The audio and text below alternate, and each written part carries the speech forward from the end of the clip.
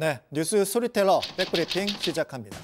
진상 규명을 위해서는 어느 길로 가야 할까요? 이태원 참사 2주가 지났습니다.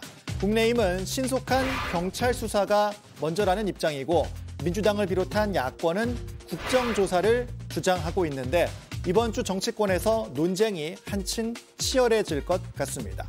민주당은 당장 이번 주말부터 범국민 서명운동에 들어간 상황이죠. 경찰에 수사를 맡기고 그 결과를 기다리자는 것은 결국 셀프 수사를 통해서 그 책임 있는 경찰 그리고 정부의 책임을 묻어버리겠다는 것으로밖에 보이지 않습니다. 어제는 비 내리는 서울 용산역에서 서명운동을 벌였고 전국으로 확대합니다. 장외투쟁, 여론전에 나섰다고 봐야겠죠.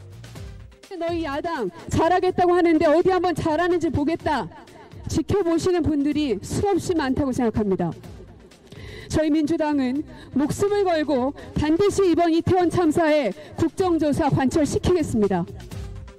하지만 국민의힘은 지금 단계에선 국정조사가 수사에 방해만 될 뿐이라는 태도를 유지해왔습니다. 지금까지 우리 국회가 사건을 수습하는 방법이 실패했다고 저는 보고 있거든요. 진실은 강제력 있는 수사를 통해서 밝혀진 것에 더 밝혀지거나 다를 바가 없다는 것을 우리 이제는 배워야 한다고 생각합니다. 특히 민주당이 국회 밖에서 서명운동까지 나선 건 참사를 정쟁화하는 거라고 비판하고 있습니다. 국민 서명이라는 가면을 쓰고 이재명 리스크 방탄을 위한 길거리 정치에 나섰다고 날을 세웠습니다.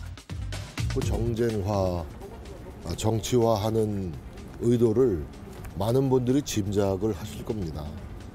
그러나 동시에 그런 동태들이 국민들로부터 동의받지 못하고 있다는 점도 아셔야 될 겁니다.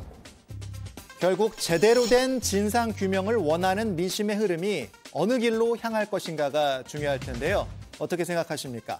앞서도 말을 꺼냈지만 참사 이후에 2주가 지났습니다. 진상 규명에도 때가 중요하다는 것, 시간을 허비해서는 안 된다는 것, 여야 정치권에서 꼭 명심해야 할 겁니다. 하나 더 준비했습니다. 결국 터미널, 프랑스 파리 공항에서 세상을 떠났다는 소식이 전해졌습니다. 무슨 얘기냐면 2004년에 개봉했던 영화 터미널 기억하시는 분들 계실 겁니다. There's a man walking around the terminal in a bathrobe. 고국이 공중 분해되면서 미국에 입국하지 못하고 공항에 갇혀 지냈던 남자의 이야기.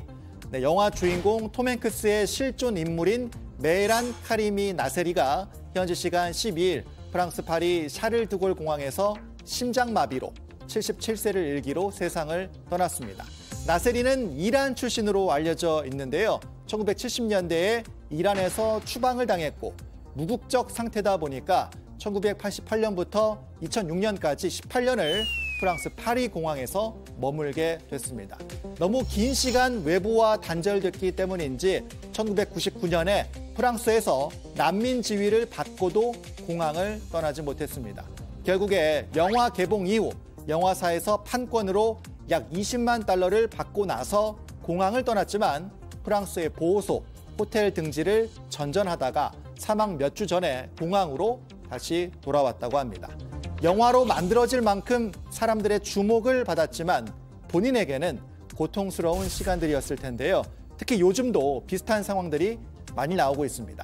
한국판 터미널, 우리 인천공항에서도 14개월을 머물렀던 아프리카 출신 난민 신청자 사례가 있었죠. 나세리의 사망 소식에 지금도 세계 곳곳에선 전쟁과 내전 등으로 수많은 난민들이 생겨나고 있다는 걸 다시 한번 깨닫게 됩니다. 오늘 백브리핑 여기까지입니다.